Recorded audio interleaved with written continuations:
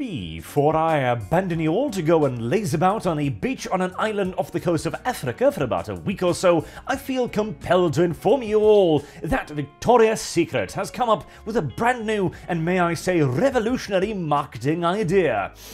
Sexy women in underwear. I know, it's quite revolutionary, and I do believe that they might just be onto something here. I don't know, I think this could be a winning formula, as here we have Victoria's Secret in 2018, and yeah, I can see the broad marketing appeal in this. I think it strikes most demographics, in fact, the overwhelming majority of them. But then something rather tragic happened. After having come across this pretty brilliant idea, Victoria's Secret took a little bit of a swirl, and instead we ended up here. Ah, yes, indeed. I see what's happened here. The swirl was to the left, wasn't it? Oh, yes, indeed. And straight into the ditch as well. As, I mean, we're not even at the worst parts just yet. I see the garments that I've created as protective armor, to protect ourselves, protect our spirits, and protect our beings. The idea of wearing something to protect oneself has always been the idea of clothing. Clothing is the language of the body, says the new designer from Victoria's Secret in 2023. Ah yes, clothing is armor, and hey, there is an argument to be made there though. I feel as if this lands more on the offensive spectrum rather than the defensive, as, you know, the clue behind the thing that Victoria's Secret, what was Victoria's Secret? Well, Victoria's Secret, the secret that got her the handsome men, was that she had slutty panties, and you, presumably, did not have slutty panties. But now that you are in on Victoria's Secret, well, you can purchase Victoria's Secret at the shop, and you too can get men. As again, I presume you didn't have that much in the way of slutty panties previously. If you did, then, you know, sorry, I made a broad generalization there, I suppose. And this continues for quite some time, but we are still nowhere near the actual worst of it. And in case you're wondering, in case you're thinking I'm joking or something, this is another little image. This is a screenshot, in fact, from this trailer, which is Victoria's Secret The Tour 23 official trailer. This is Victoria's Secret's best foot forward.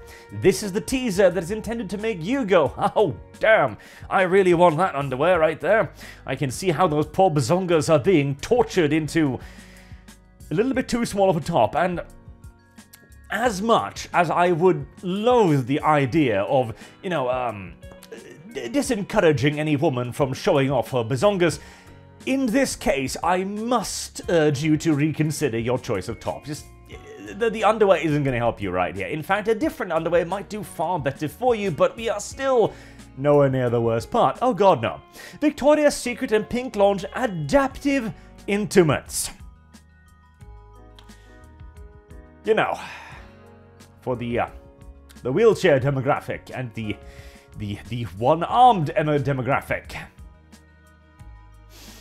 I feel like this is more somebody's fetish rather than actual... Okay. What exactly prevents this woman, okay, from looking at this and going, well, I'd like to wear that underwear? Like, is she physically... Can she not? I mean, I guess the sleeves, I suppose, but the bra, which is the thing we're showing off here, can she not wear that anymore? What about this girl? Are you banning her from your clothing shop? You had to make a special brand for this? Okie dokie then. I see. But to everyone's shock and surprise, this didn't really work out. I know. I know. Right, who'd have thunk? Victoria's Secret drops feminist makeover after sales slump. Indeed. This was 2018. That's that, just as a swift reminder, right?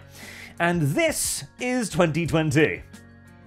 And it's had a little bit bump up again, but it's currently down $1 billion in profits from 2018. As it turns out, diversity just isn't actually all that sexy. Weird, I know. In fact, here's the thing. What's going to happen now?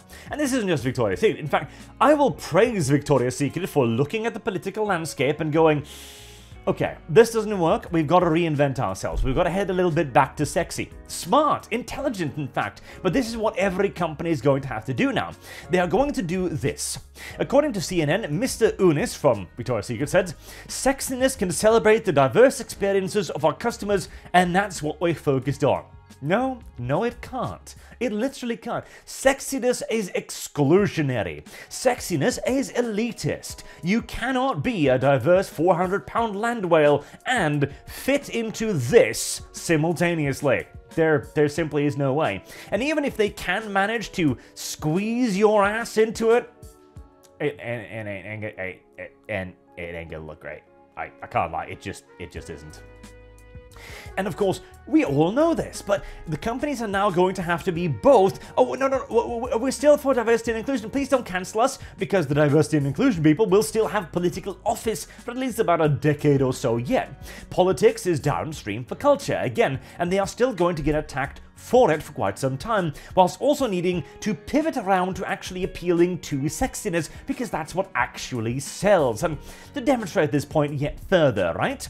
This is Feminist Frequency Radio, their splash banner, pop culture, politics, and feminism. Fantastic! Now, these women are anti-patriarchy. They are, in fact, actively engaged in the smashing of the patriarchy. You know, up until Feminist Frequency went bankrupt because nobody was interested, but details, right? These are very progressive and diverse women who know the value of diversity, right? Well, this is them in real life.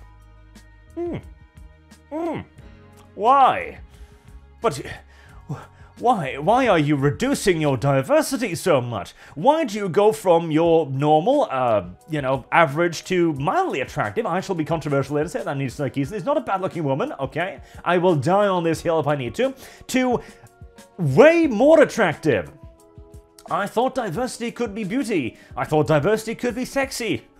Weird. It turns out that we actually have a rather narrow set of beauty standards. And to further emphasize this point, you know, the hypocrisy of the feminism aside, let's have a quick look at, men's underwear. I see. Oh, spicy. It's I don't know, it almost seems as if for men, being hot is still the thing. For men, being attractive is still that narrow spectrum. We're not celebrating the diversity of Cristiano Ronaldo here. He didn't get the role because he was Spanish. I think he was Spanish. Or Portuguese, or something along those lines. He got the role because he looks smashing in a very small set of trousers. For the exact reason that these women got the role, because they do look smashing in underwear. That's the reason, that's the rationale, that is why diversity cannot be sexy. And why did they take this leftward swing? Well, it's because of this. It comes after years of controversy at Victoria's Secret, which culminated with a 2020 investigation by the New York Times, which alleged a culture of misogyny, bullying, and harassment at the company. No. Misogyny? At a company that makes underwear specifically designed to attract men? No, you must be joking me. Seriously. And considering that 2018 preceding this was their best year ever, I say bring back the misogyny. It seems to have had a really good effect on your company. You should be encouraging this, as it turns out. Hey, but, you know, that's just how it is. And again, this is one-sided bullshit. They know it's bullshit. Attempts to promote inclusivity. The brand's subsequent efforts to promote inclusivity involve ditching its angels in favor of brand spokesmodels and recruit its first openly transgender model. There you go. And again, did that work out? No. According to analysts, while the change has prompted positive reactions from critics, you know, the people that were calling you a culture of misogyny, bullying, and harassment, it didn't transform into sales. It's just one shocker after another, isn't it? As, once more, everybody knows this is the case. This hasn't changed in any other industry. Or, more correctly, it hasn't changed in the other half of the industry. Allow me to present to you Rand Thor. Rand Thor is the main character of the Wheel of Time's novels. He is the single most powerful magic wielder in his universe, save possibly, literally, Satan, the Dark One. And when I say the most powerful, I don't mean by like a margin or anything. I don't mean by a bit or anything. I mean, he is so powerful, every single magic user that existed before him in this current timeline is as an infant to him. If you put him up against the prevailing magic superpowers of the world, the female casters, it would be like having a fully grown Rottweiler pit bull placed in a small bin after a few days of starvation with a very small toddler. The result would be not too difficult to bet on, shall we say. This is how he's presented in the novels. He is absurdly powerful, as you can see, whereas here, well, he's more on the, delectable piece of meat side of the menu. This is how it's seen in the actual movie poster. That's him, right there. The furthest one to the back. Behind every single other character. Every single one. Hell, the background is in front of Randall Thor. And here, the one who's in front of the background, that's the 2-bit side character who only really exists to build Randall Thor up, to find him, and for a while at least to become his mentor. Yeah, that's the state of the modern day, isn't it? As, of course, again, Captain America and all the men of Marvel, shirtless, ranked by hotness. This is not a mystery. We've always known that sex sells. We never forgot it. We merely entered into an era where this was more politically correct, where this would get you praised by the critics, and doing this, what actually sells, would get you accused of sexism. Not that one. There we go. Culture of misogyny, bullying, and harassment. We never forgot it. Never. Victoria's Secret never forgot it. And that's why they are right now pivoting right back to it again, because $1 billion of their money disappeared. And they also recognize, of course, that this is an even more competitive market. There are a lot of people still buying lingerie, but they have more options. Victoria's Secret was the biggest player on the block. Now they're competing with dozens of retired pop stars, each launching their own lingerie brand. Bland, yeah, no. Actually, that does fit in retrospect. And they're also competing over customers who are going to have less and less money to spend on luxuries, which at the end of the day is what dirty, filthy, sexy panties are, weirdly enough. And so the feminism goes right under the bus up until the point where they still need to make the argument. They're still going to hire some plus-sized models. People are still going to look at them and go, feminism, and then walk on by.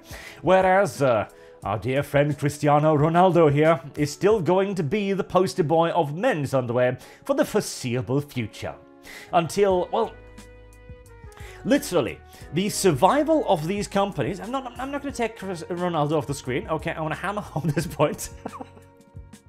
The entire thing here, the literal survival of these companies, is going to depend upon how long it is going to take them to change public perception away from this, which doesn't earn them money, and which makes them incredibly vulnerable to the aggressions of their competitors, and back again to this, the thing that does earn them money. And all of the other companies are going to have to do the same thing. Disney's going to need to do the same thing. Warner Brothers is going to have to do the same thing. They are all going to have to slowly but safely reject the current gear and get back to the early 2000s, which is in essence what we all wish to return to.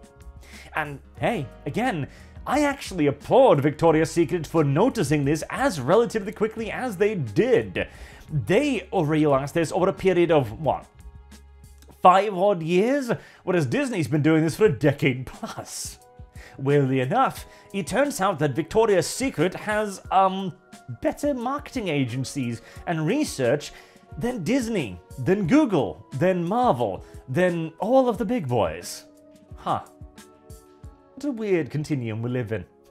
Well, until next, next week again, I've been Arch. Thank you all very much for watching, and have a good day.